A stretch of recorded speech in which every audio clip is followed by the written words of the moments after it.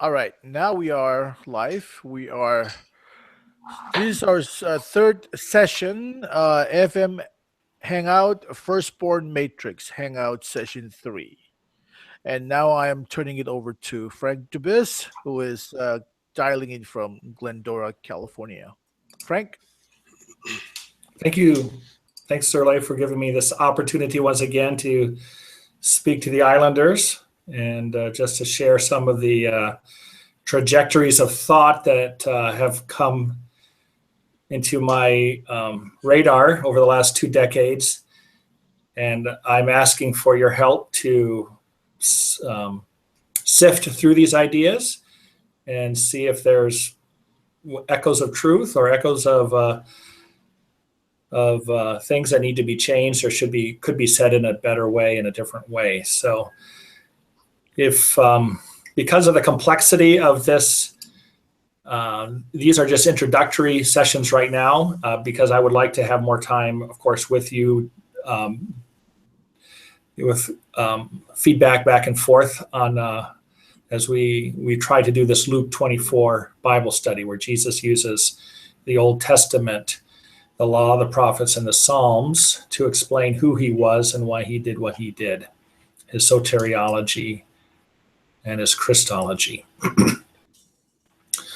And part of the way that I'm trying to present this is using the 5 rings of the Olympic circles, the 5 circles of the Olympic rings.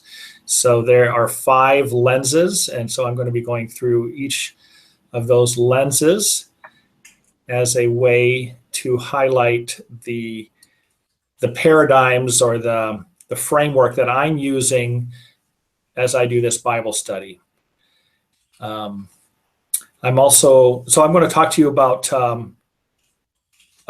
the firstborn matrix in light of these 5 lenses, and then I'm also going to talk to you about binary, which is you can see that those 5 rings are shaped into 2 lines. There's 3 rings at the top line and 2 rings in the bottom line.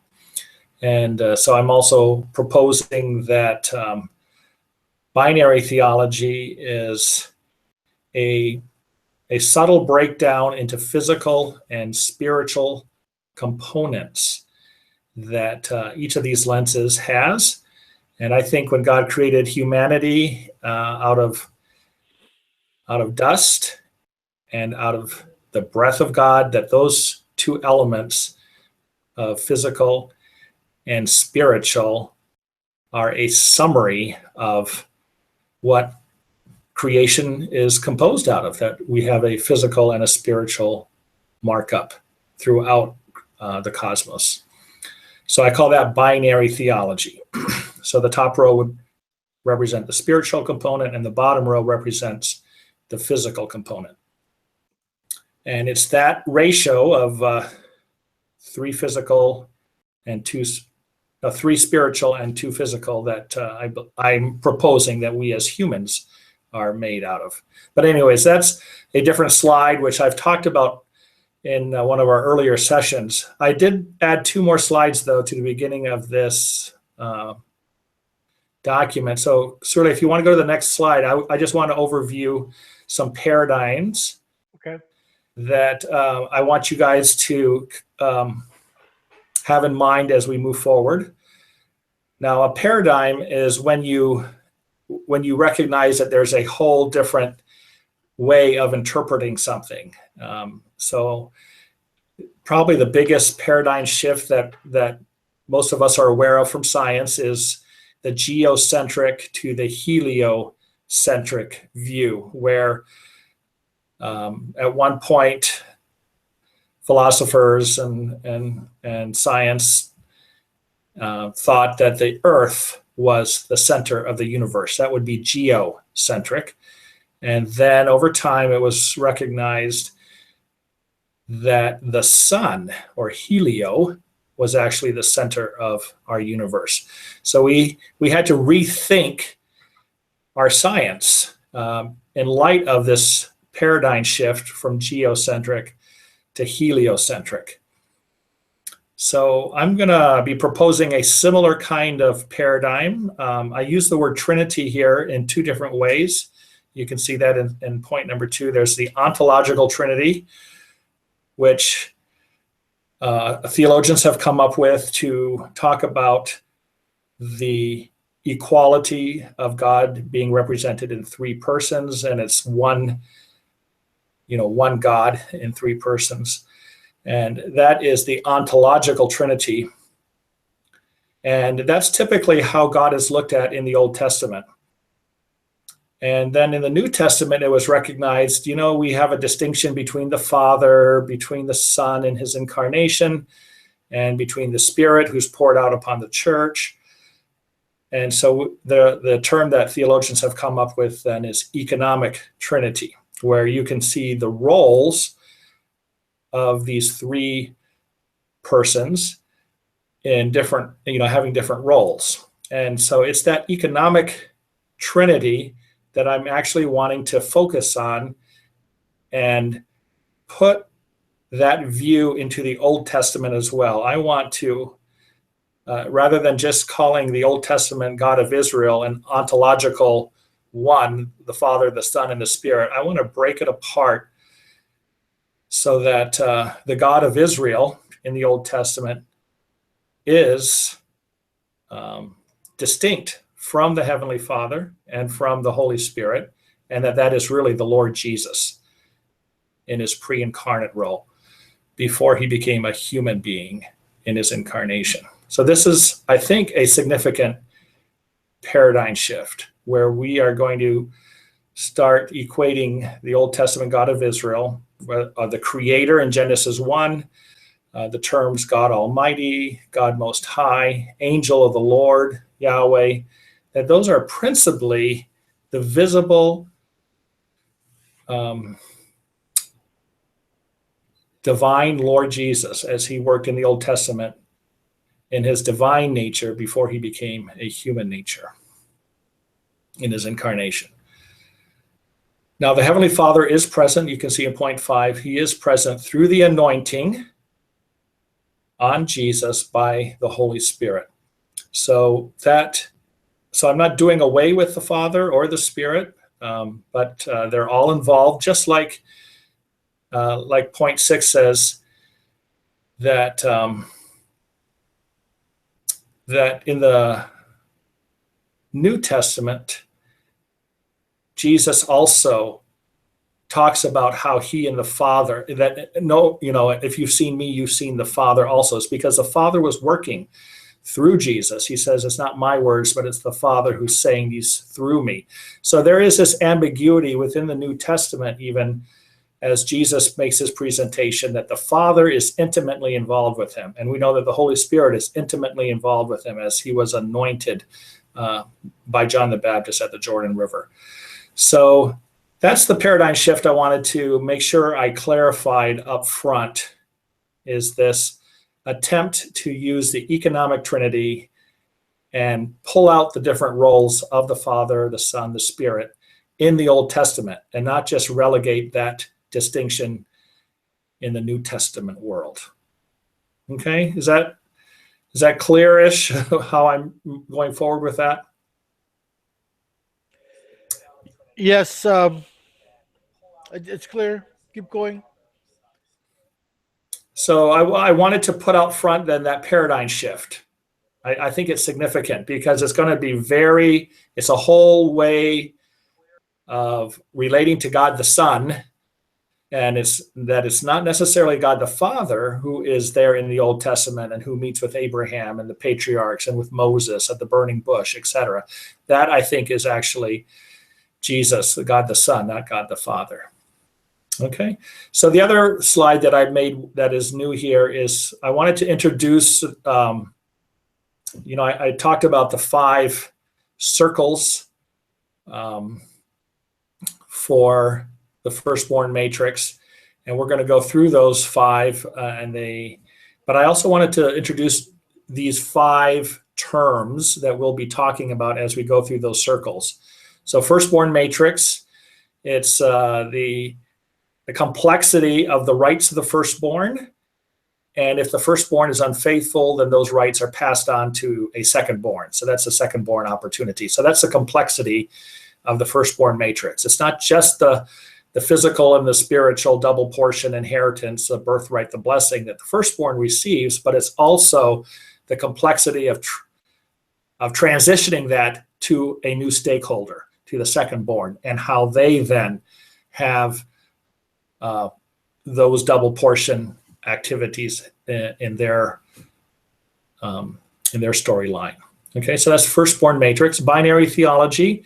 By the way, you'll see that each one of these has a little number integrated with their name. Okay, so first is 1, binary is 2, and that is, of course, these building blocks of physical and spiritual.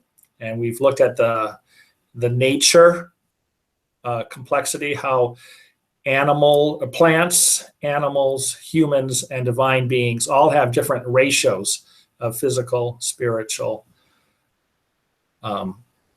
complexities. So that's, I call binary theology. Gospel trilogy, you will hear about when I talk about the 5th lens, and that for salvation, where we talk about Paul's signature. This is Paul's signature. Often you'll see in Paul's writing, faith, love, and hope, these 3, right? But the greatest is love. But I think I look at faith as the initial entry into this new relationship under the lordship of Christ. You put your faith in Jesus for the forgiveness of sins, for justification, and then you live in the power of the Holy Spirit and love and obedience, and you grow in sanctification, and then you have an anticipation of a future resurrection or glorification. That's where your hope is. So those are like the parentheses, faith and hope on either side of love. So I call that the gospel trilogy. Then the patriarchal quadrilateral. I've taken the stories of Abraham, Isaac, Jacob, and Joseph. Those come from Genesis 12 through 50. And it's from those stories that I discerned this birthright and blessing combination, that I discerned about the older serving the younger. That's from Genesis 25. So it's just a little summary statement of the things that you'll be exposed to in the firstborn matrix. So I call that the patriarchal quadrilateral, and I'll show that to you near the end. And then quintessential means 5th, or quint. So it's the last one, quintessential. And that's where I take those 5 grains of mystery, like, and they spell out the word tepid for Trinity, election, polytheism, inspiration, and damnation. So 5 grains of mystery, and how those grains then become 5 pearls of wisdom. And those are the 5 lenses of the firstborn matrix. Facts, firstborn, authority, covenants, typology, and salvation. So I wanted to introduce those, that big overarching 5 terms there, because these are all original to me, of putting these 5 ideas together. Firstborn matrix, binary theology, gospel trilogy, patriarchal quadrilateral, and quintessential wisdom. Okay, so that's my introduction that I refined a little bit, and wanted to make sure we had that in our thinking as well. And now we can go to the 4th lens, I believe we're on. I think we've done the firstborn inheritance, the double portion. We've done the authority of king and priest, the rights of the responsibilities of the firstborn. And then we did C for the covenants, how God shifted from his initial covenant with Abraham and Moses, with Israel, and how he started a new covenant people, the international church. And that's where we come into play. We are the spiritual offspring of Jesus, whereas Israel is the physical offspring of Abraham. So, Surla, you want to go to the slide that starts off with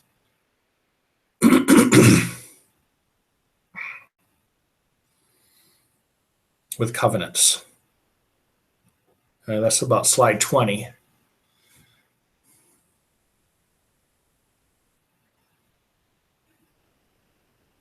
Oh yeah, so that's the one we finished. So to go on to typology, and that one would be slide 26.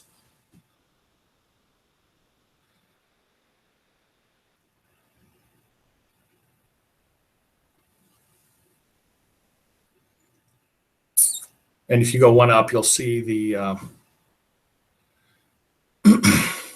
you go. the summary there. Okay, see, it's in red. Okay, so now we're going to cover the last two lenses of typology, T and S. So typology, then if you go to the next slide, it's taking the historic national kingdom of Israel, the stories that we find basically in the Old Testament, and try to see how those are prototypes for the prophetic international kingdom of God. So what God does with the nation of Israel, the Exodus experience, for example, the establishment of the tabernacle, the temple, the priesthood, the Passover, the festivals, that whole complexity, I think, as well as the stories, the simple stories in Genesis of the patriarchs, Abraham, Isaac, Jacob, and Joseph, that embedded in those stories are hints at the future prophetic international kingdom of God, what God wants to do with all the nations, not just Israel. Israel is, again, just his prototype or his map. And the kingdom of God is the international kingdom. It's going to be composed of representatives from every nation. All nations are going to be involved in the kingdom of God. And we all look forward to that day when every knee will bow and every tongue confess that Jesus is Lord. So that's the prophetic. That's still going to happen in the future. Where I say here is E3, that's a reference to the economic trinity. So that's just my brief way of referring to that. Instead of saying God, I'm going to be reluctant to use the word God unless I define, that it's our Heavenly Father, or it's King Jesus, or it's the Holy Spirit. But if I'm just going to use the generic term God, I'll probably throw in the E3 there to remind us of the economic trinity. God has provided a map to guide our speculation of the future. And again, these are things that as I talk about them in our future Bible studies, I'm hoping that God's Spirit within you will also resonate and say, yes, I see that. Or to say, no, that's a little bit distorted there. I don't have peace with that direction, etc. So that's the kind of feedback I'm hoping,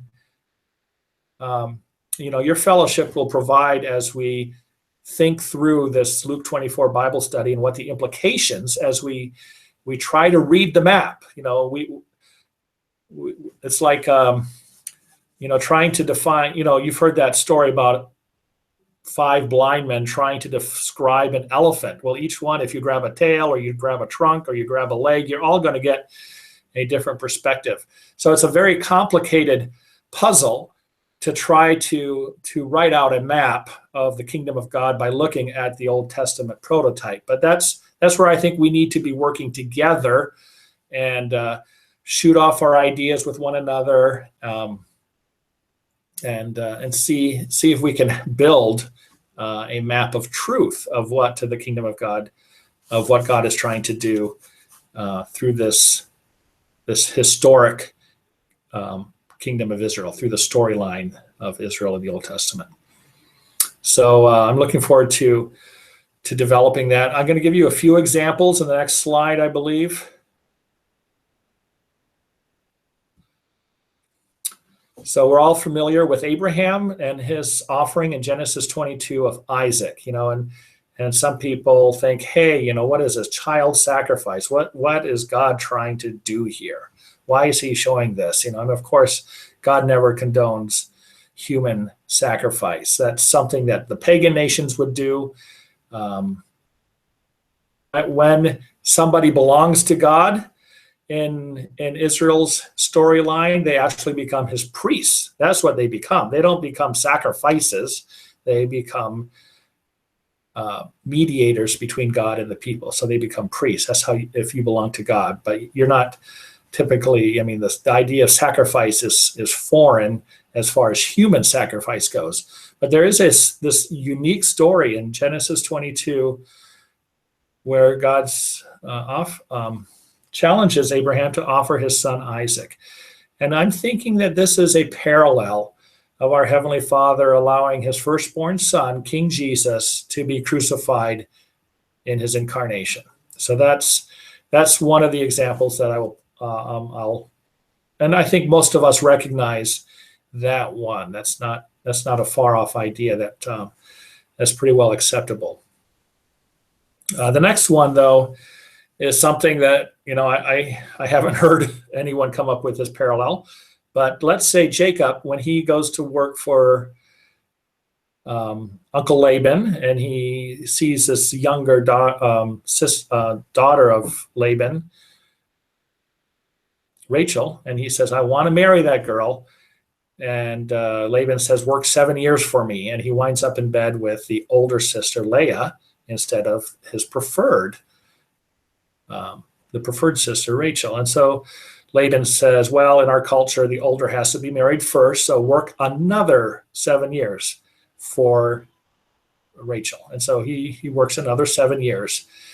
And so what I'm potentially drawing out of that is a parallel that King Jesus worked with the physical offspring of Abraham, Isaac and Jacob. If you look at the timeline for Abraham, it's typically seen as 2000 BC. And so from when Jesus started working with Abraham until Jesus came in the flesh and his incarnation would be about 2,000 years. So potentially, I'm not trying to set dates here, but I'm just saying potentially, what if Jesus is now working for his second bride, the International Church, for another 2,000 years? And it is almost that point in history where it would be 2,000 years since the church began at the first day of Pentecost, post-Easter. Idea I'm throwing out there. The third one, this is the one that I use as an example in one of my first invites from Surley to explain the parallel between Joseph in the 11th son who was sold by his brothers as a slave, and he comes into Egypt, and one of the Egyptian generals purchases Joseph and realizes that Joseph has good management skills, and he ends up being trustworthy and eventually being made head under Potiphar, the general, over the whole household. And then he goes through a prison experience because he was wrongfully accused of adultery. And after he answers dreams that were given to Pharaoh, he's able to answer those dreams, and Pharaoh then makes Joseph second in command over the entire nation of Egypt, over all the households. So that I'm proposing is a parallel that outlines how King Jesus was initially given jurisdiction post-Babel, at the Tower of Babel, when the divine council divided up the nations, and every one of the divine council members was given jurisdiction over a nation. Jesus was given jurisdiction over one of those nations, and that was Abraham, Isaac, and Jacob. And so Israel became his nation. And then after his incarnation, which is like a prison experience, coming down from your divine nature to a human nature is like in Jesus's birth that we're going to celebrate in another month, where Mary and Joseph gave birth to Jesus in an animal stable, right? The animals are a next layer of life below humans. So Jesus, in a sense, is doing that. He's leaving his divine nature to come down to a prison, i.e., the human nature and self-sacrifice his life. And then because of his faithfulness, through that, God the Father, our Heavenly Father, resurrects him, and now he's seated at the right hand of the Father, awaiting to take jurisdiction over all nations. Well, again, one day he will be king over all the earth, not just over one nation. Okay, so that's my third example. The fourth one, I don't know if I've talked about this. I think I've talked about this a little bit. At the Passover, the Passover, the blood was put on the doorpost of every home. And if that blood was not there, who would have died? Not the entire household, just the firstborn son. And so because of that, those sons, King Jesus then says to Moses, those firstborn sons belong to me. They were supposed to be the priestly caste. And that's how I see the international church. We're not firstborn sons, but we are first fruits. We are the first ones from our nation. And if you look at our nation having gone in a trajectory of thousands of years, even before Jesus began the church, right? We are the first fruits. We're the first ones from that whole dynasty or heritage of our ancestors to put faith in Jesus. And so we are putting the blood of Jesus upon our lives when we receive him by faith and put our allegiance under him. And so Jesus is in the process of harvesting a first fruits of believers from all nations. And we will be like those firstborn sons that came out of Egypt who are supposed to be the priests. We will be then part of this new priestly caste that Jesus will set up when he sets up his kingdom. And the fifth example, so this is a little bit complicated when you have to understand a little bit about how Aaron, who was the first high priest, had a hierarchy in his priesthood. He had priests and Levites, or descendants and relatives. So you could only be a priest in the Aaronic priesthood if you were a son of Aaron, or a grandson, or a great-grandson. You had to be from the line of Aaron. In fact, if you meet a Jewish family name of Kohen, Kohen is the Hebrew word for priest. So that name would link them possibly to being a part of Aaron's descendants, one of his descendants. So they could be potentially priests within the Aaronic order. But the tribe from which Aaron was from, his relatives, were the Levite tribe. And they were to be the servants. They could not do the sacrifices, but they were like, they collected the tithes and offerings from the other tribes, for example, and then they gave a tithe of the tithe to the priest. They were the musicians when Solomon had built the temple. The Levites had roles as singers. When the tabernacle was portable, they each had roles of carrying the ark or the tent or the different utensils that were involved in the tabernacle. So there's a different job description between priests and Levites, or descendants and relatives. And so I'm proposing that in the new Melchizedek priesthood that Jesus will be the king and priest over, that he too will have descendants, and I believe that is the international church. That's us, the first fruits from every nation, those who put their faith in Jesus. And Israel are his relatives, the nation of Israel, because Jesus is from Judah. He's from one of the tribes of Israel. So Israel will also have a special role in that future priesthood of Melchizedek order when Jesus reigns and rules over all the nations. Okay, so those are 5 examples. And again, there are myriads of others that I trust God's Spirit will help weed out of the storylines as we talk about it, as we meditate and as we come together. These are all things that I think God's Spirit can tickle each of our hearts and open our eyes, what the prophetic implications are of historic drama, historic, storylines.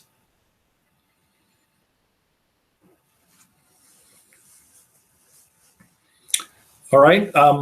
Any thoughts from the audience on typology? This is it's like a whole new way of doing Bible study. So it is a significant paradigm shift.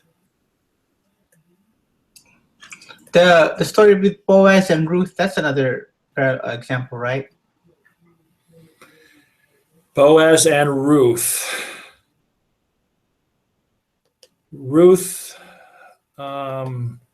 Yes, she is definitely a Gentile bride, right? She's not Jewish. She's a Moabitess. And for her to be welcomed and to become part of the lineage of Jesus helps to showcase the significance of Gentiles being included, I believe, into this group, the special group that the International Church. So yeah, I think there's truth behind that Boaz and Ruth story as well. So like all these examples is just a way of showing Christ, or what do you call it? It's just God's way of showing or giving us examples, but showing Christ in the Old Testament, and then he came as the person in the New Testament. Those are more or less the examples why the stories in the Old Testament were. Is that what the examples were for? Yeah, well, so it's a whole new way of doing prophecy. Typically when we think about prophecy, we think, okay, a prophet says something and it's going to come to pass, down the road, a child will be born in Bethlehem or whatever, there's a prophetic word. But what typology does is it doesn't just look at words, it looks at stories and says, these stories are actually hints of some kind of truth that God will be demonstrating in the future. So whether they're of Christ, they're not necessarily of Christ. Some of them are of, his two nations, for example. But yeah, it's a whole nother way of doing prophecy. And the other way that this will help shape, when I talk about inspiration, sometimes, there's trajectories of our faith that will look at inspiration and say, this word and that word, everything is inspired, right? But over time, maybe things have changed, and you sometimes can't trust what's been passed on to us because of errors in transmitting the data. We don't have the originals. Yeah. But what's interesting about the stories is it's not so much a word per word, every word, but it's the theme or the storyline, and so that there's a little bit more looseness that can be applied to the storyline, and we can still retain the truth that was to be conveyed. You see? So anyways, it's another way of looking at prophecy and inspiration. Especially the Joseph story. That was really it was really revealing, or in a sense, he was in charge of a house, and he had to go what he had to go through to become in charge of a nation. It was really good. Yeah, it's good. And I was just reading in Luke about the Jesus's crucifixion, and Pilate, he was fascinated with writing. In fact, he put it on the cross, Jesus, King of the Jews, King of the Jews. So somehow he recognized that Jesus had some jurisdiction over this nation, right? Even John 1, it says, he came unto his own, and his own received him not. He came to his Jewish nation. So that's why I'm thinking Jesus did have this Old Testament role that was intimate with the nation of Israel. And in the end, they rejected their king. Yeah. And that gave them the opportunity for another nation to be born out of representatives from the Gentiles, including the Jewish nation. When I talk about the first fruits from every nation, I'm also including Israel in that. It's not, that's why I don't use the word Gentile nations. I say international church. It's not a Gentile church because Gentiles excludes Israel. But when you say international, then that includes the nation of Israel as well. So Frank, just to follow up on Lawrence's question, as he was asking, I was thinking about like some of the examples that you use in your last slide, kind of symbolizes what happened in the Old Testament was pointing to the New Testament in a way that I would say, for the lack of a better word, it it symbolizes what is yet to come. Does that make sense? Yeah, but I think it can be summarized in the concept of national versus international, right? So there's a national storyline, but that's really pointing to an international manifestation. It's going to, all nations are going to be blessed. Remember with the Abrahamic covenant, all nations are going to be blessed by this relationship. All right. Thank you. Thank you. So the last lens we're going to look at is on salvation. And you can see that I have a physical, spiritual. Remember the binary theology thread of a physical human component and a spiritual divine component. So we're going to talk about then faith, love, and hope. Those are what we as humans bring to the equation. And then what God brings to the equation is justification, sanctification, and glorification. So that's how there is a rhyme here between the physical and the spiritual. So this time of, we can go on to that next slide, Surley. The international church is a righteous group of people from every nation, the first fruits from every nation. And this is a time of open enrollment. I like to use that phrase. We just had our HR at work, tell us every November, they give us 15 days of open enrollment where we can choose what our healthcare provider, who will that be, and where do you want your, money to go for this or that. So this is an open enrollment. Right now, anybody who wants can join the international church. It doesn't matter what race you are, Jew or Gentile, anyone. It's open enrollment. Hey, Frank? Yes. Okay, I'm sorry. Yeah. So did you say the international church also includes the Israelites? It includes a remnant of Israel. Remnant. A subgroup. In other words, those who put their faith in Jesus as their Messiah. So the early church, of course, was composed mainly of Jewish people. And that's that is what referred to the Melchizedek descendants. The Melchizedek descendants, Jesus's descendants would be anyone who's put their faith in Jesus, whether you're Jewish or Gentile. So that's when you become adopted into the body of Christ. You become a joint heir with Christ. This whole adoption motif, that when we come under the blood of Christ and make him our Lord, and receive the forgiveness of sins and live in the power of the Holy Spirit. I mean, this whole salvation trajectory of faith, love, and hope, justification, sanctification, glorification. This is all the international church. And it only started after that, after Easter, after Jesus' resurrection and the inauguration of the Holy Spirit upon the early church on that first day of Pentecost. Thank you.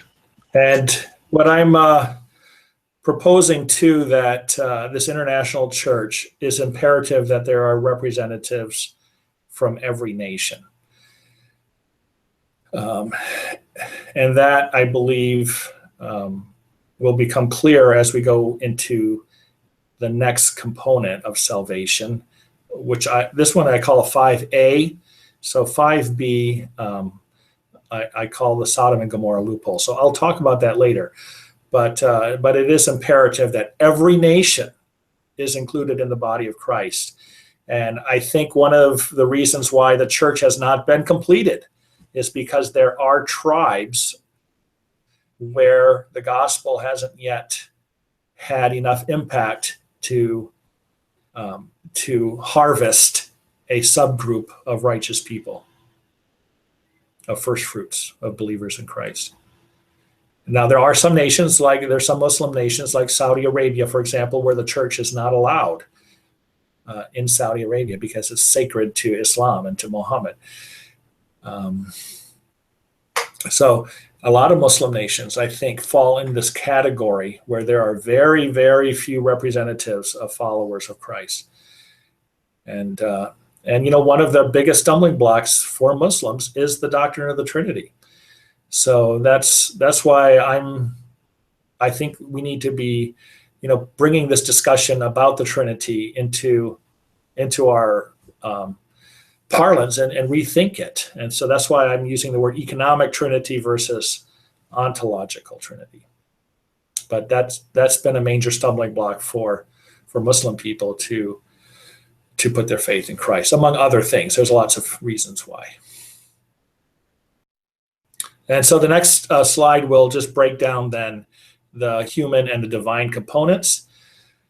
Our faith in submitting to the lordship of Jesus, we believe that, when we say that we have that faith that what Jesus did on the cross, his death and resurrection, atones for our sins, and we want to come under his lordship, then we receive justification, the forgiveness of sins. And that's because of what Jesus did, King Jesus did in self-sacrificing his life.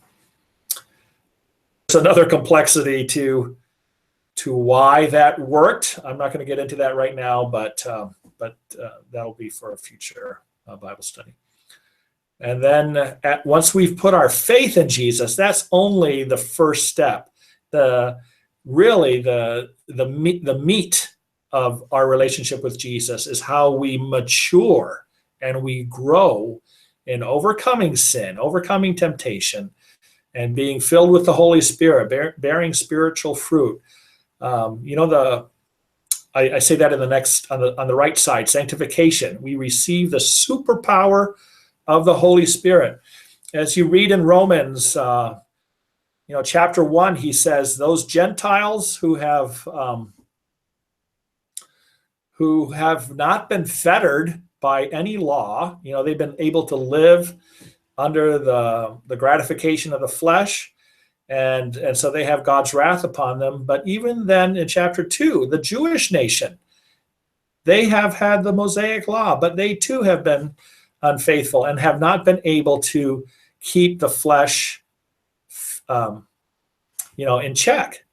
And so in Romans 7, Paul says that's one of our problems, is that we just cannot overcome our flesh. Our physical component is still overpowering. And so the superpower of the Holy Spirit, I think, as we learn to live daily under the power of the Holy Spirit and to overcome sin and to overcome temptation, I think we can experience sanctification in this life. It's not just a virtual sanctification. Oh yeah, I have the righteousness of Christ, and so it doesn't matter how I live. No. It does matter how you live, and we're on a journey in improving that lifestyle so that we become more and more and more like Christ.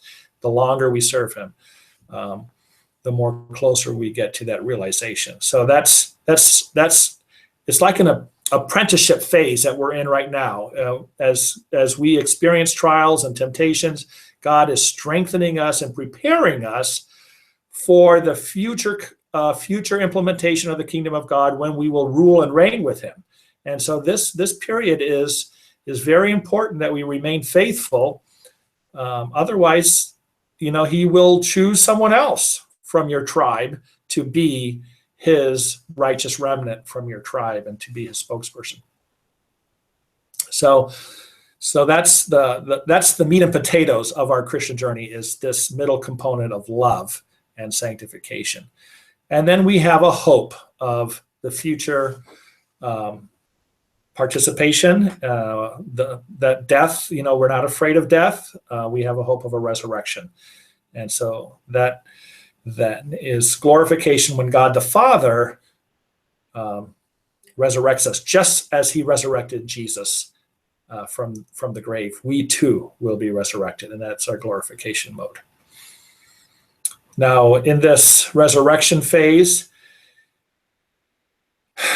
let me just maybe elaborate here a little bit on the potential of sharing in the inheritance of Jesus. Now, if Jesus as firstborn is entitled to a double portion, remember we talked about that, He gets a double portion of the Spirit, and that's why I think He can become the agent of creation and the agent of redemption. We too will have the fullness of a double portion of the Spirit. Right now we're getting like a down payment, so to speak. But this is part of our inheritance in Christ, because Jesus is entitled to belonging to God the Father, and so the Spirit can be upon Him. Same privilege and that same inheritance. Not everybody can have this Holy Spirit. You can only get the Spirit in the sense of, once you belong to God and come under Jesus's lordship, and you belong to Him, then we can share in that inheritance of this double portion of the Holy Spirit. And same thing about the double portion, the physical double portion of nature. Jesus had two natures, I believe. He was able to set aside His divine nature to become a human nature, to self-sacrifice so that He could be a redeemer. We too, I believe, as we look forward to a resurrection, just like 1 Corinthians 15 says, we are like a seed. But once we're buried, we're going to come out a different nature. We're not going to be the same human nature.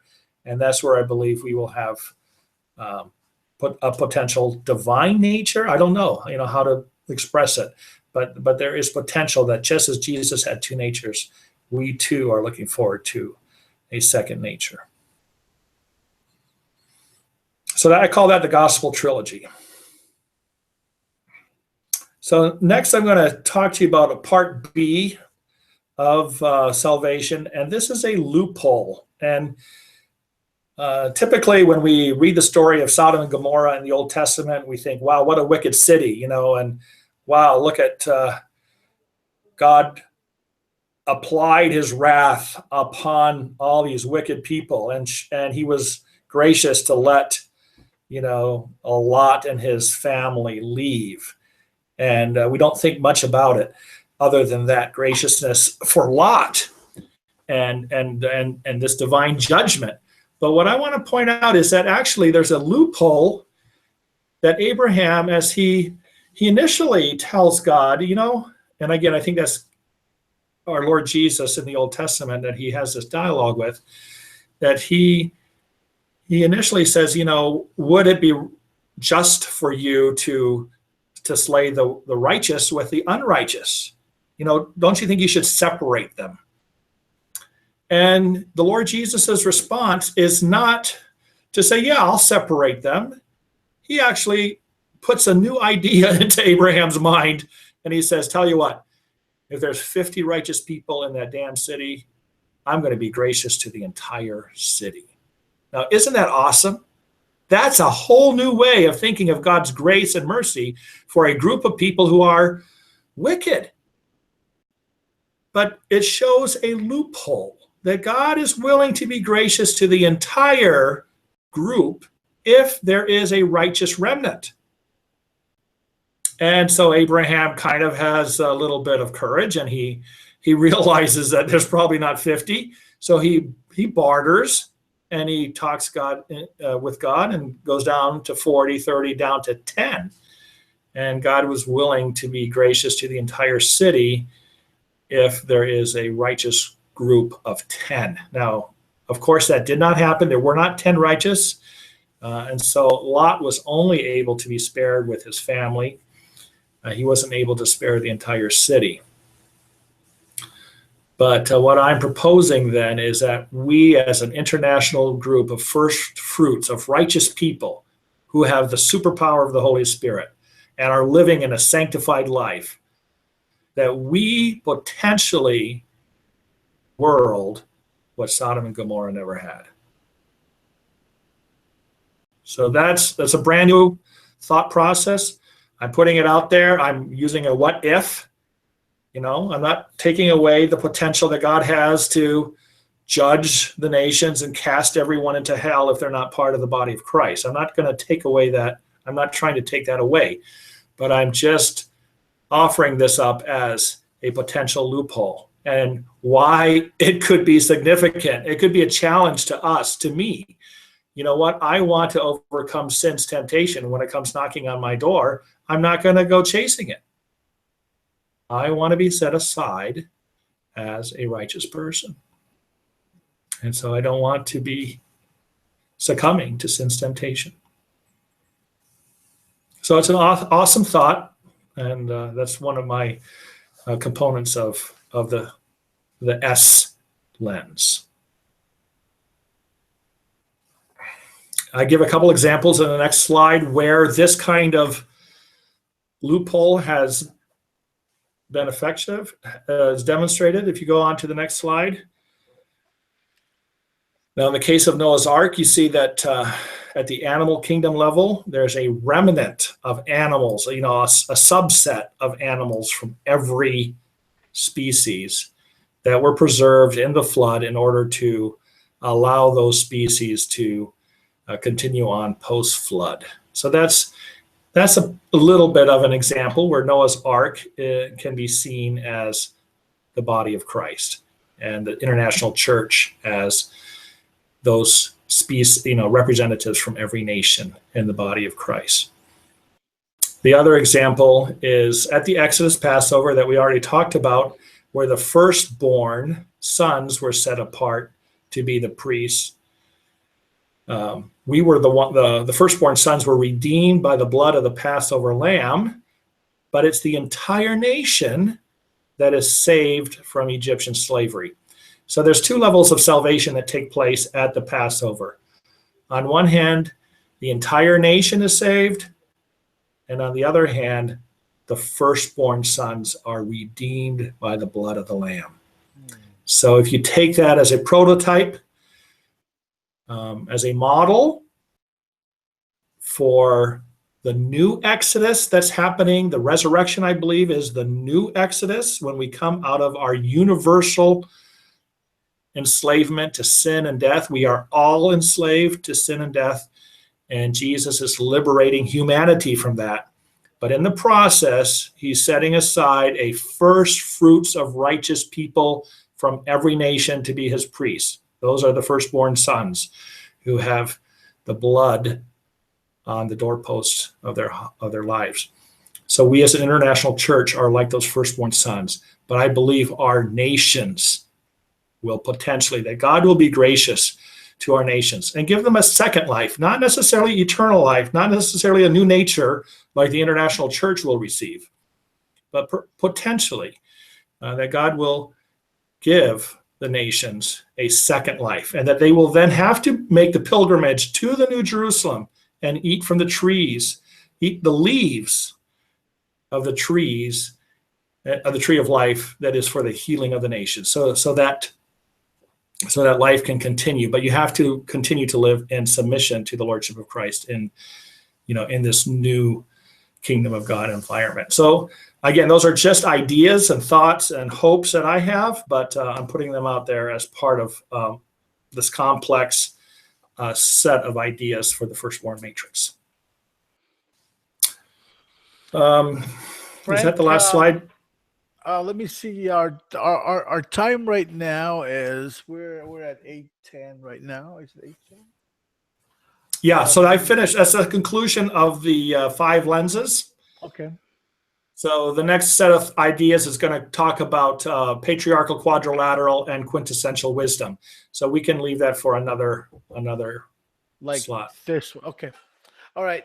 Yeah.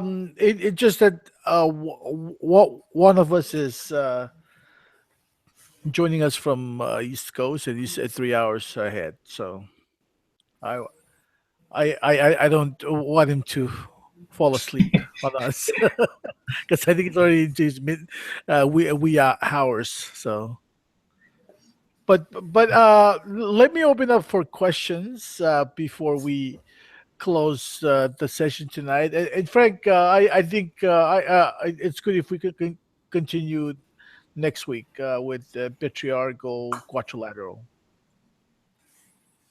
Okay. Again, thank you for giving me this opportunity, and I want to be, able to be flexible with ideas and not dogmatic. And Right. And again, these are just thoughts that have come together after 2 decades of doing my own Bible study. Yes. Thank you, Brother Sato, Brother Lawrence. Do you have any last minute question, or do you have anything you want to say before we close this session? No. Then thank you, Frank. I just have a question regarding the binary theology. Regarding the spiritual and the physical sense, what our soul which area would that fall under? Or Our soul? Mm-hmm. Yeah, the spiritual. That's the breath of God, the spirit, the life that we have. So just like our physical components, we have 5 senses. We have seeing, Taste. smell, taste, touch. So same thing. I think our spirit also has senses, whether it's a conscience, the will, our emotions, our attitudes. Those are all components of our spiritual side of life. I also think because our ratio of spirit to physical is greater, our spiritual side is greater than our physical, right? Mm-hmm. Remember the 5 rings? The top 3 represent the spiritual, and the bottom 2 represent physical. And so that's why I think we are accountable to our Creator for our spirit. And that's why we have a conscience, and that's why we are going to be held accountable. Everyone will be held accountable for what they've done. Now, an animal is the reverse. They have 2 physical, or 2 spiritual, and 3 physical. So they are more inclined not to conscience, but to to nature, to instinct, so to speak. And I don't think animals are going to be held accountable like humans are. Thank you. And I just want to make a point. The point about Lot, it's very true. We often don't look at it as God being gracious. And thank you for bringing that up, because even though why did he have to destroy all those things? But we saw God's graciousness in saving Lot and the family. So thank you for bringing that up. That was really good. Yeah. And to me, that shows God is compassionate. Yeah. And if you read, I think Paul understands this. And if you read Romans chapter 11, you will see that God has that all have been disobedient, so that he can have mercy on all. That's good. And then he goes into a doxology, like Paul just can't hold himself back as he praises God for the potential of God's mercy going to all. Amen. So, Praise God. Thank you. That's a beautiful thing. Brother Sato, any last word from the finest city in America, San Diego? Yeah, you got that right. And the home of the Chargers. That's right. I'm off the San Diego Yeah. Chargers. Hey, Frank, I had just a little maybe clarification on the double portion privileges and the two natures that you mentioned that we too can also have. yeah, so And what those are kind of relating to what Jesus did that also have. So I'm proposing that that in that scale of life where you go from plant to animal to human to divine, that we are all given just one nature. And so it's like once a plant dies, that's the end. Once a human dies, well, we have a hope of a resurrection, but we're not given 9 lives. Divine beings, I don't think they. I think immortality is part of the nature of the construct, the ratio of spiritual, because it's 4-to-1 there. You have 4 spirit to 1 physical. So I don't think with divine beings that you can die. And so that's why, on one hand, Jesus then, as a firstborn, is entitled to 2 natures, which no one else is entitled to. Divine, he can't self-sacrifice his divine life, right? You're immortal if you're divine. And so that's why he then goes ahead and says, I will take on the form of a servant and become a human being so that I can self-sacrifice that. Now let me just give you a little hope that I have as I read the last chapter of Leviticus. I think it's 27. That there it talks about redemption. If you want to buy back something that once belonged to you, if Surle sold me his bicycle for $100 and then he wants to redeem it, right? He wants to buy it back. And that's how I look at humanity.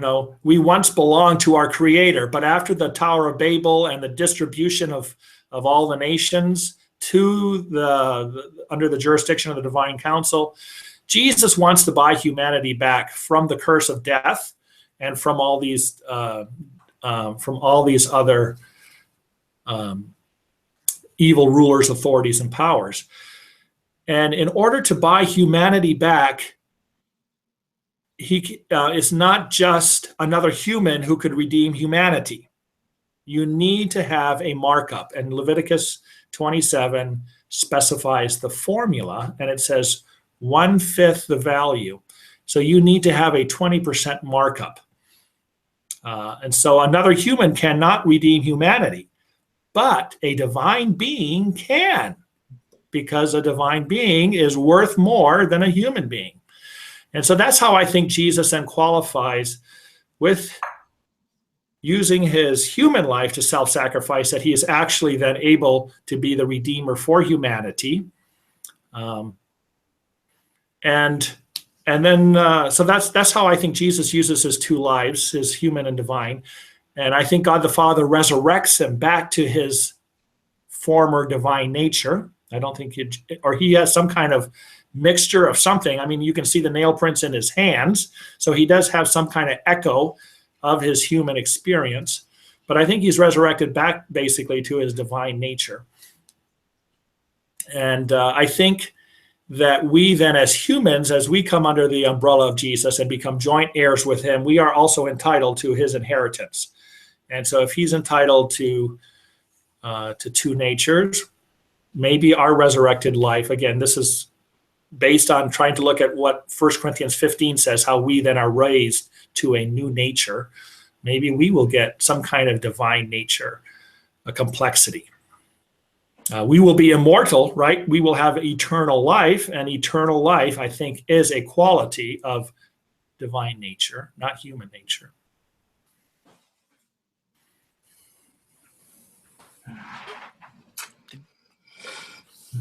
Did that? Well, Frank, thank you. Lawrence, go ahead. I think Sato's trying to talk. You're muted, Sato. Sato, you're muted still. Sato, you're muted. Wait. Let me see. Let me see if I can plug it. Sorry. There you go. Now. Yeah, aging is catching up with me, Shirley. Sorry. Yeah. Hey, Frank, thank you so much for explaining that. Yeah, my only misunderstanding was more relating to the redemptive ability of redeeming, sinners, where Jesus had to become a human in order to die, sacrifice for human, and when you mentioned that we too can also have that kind of nature, and that's where I'm a little bit in question. Mm-hmm. Yeah, well, our lives, we cannot be redeemers for humanity because we are human. But Jesus, because of his divine nature and a 20% at least, but a markup that his nature is worth more. And so he qualifies as a redeemer for humanity. And again, this took Satan by surprise. If you read, I think, 1 Corinthians 2, it says, if those demons had known that the crucifixion of Jesus would have resulted in a redemption of humanity, they never would have crucified the Lord of glory, right? They didn't know about that redemptive formula, I think. I don't think they knew. It caught them by surprise. Very interesting. Well, Frank, thank you. I think this will end our third session. We will, I think we'll continue plugging along with questions coming up. I think the following sessions will also help answer a lot of questions, because some of the questions I have, it's kind of hard to put in words. So I'm just kind of like sitting and listening, and then and as I'm listening, I get the answer. So, anyways, I thought I'd mention that. Frank, thank you. Brother Sato, thank you. Brother Lawrence, thank you. This will end our session for tonight, and next week Monday we will resume slide I believe 27. Thank you, sir. Thank you again for giving me this opportunity. Thank you. Thank you, Frank. Gentlemen, thank you, and have a good night. I'm going to go ahead and stop the broadcasting right now as we speak. Thank you. All right.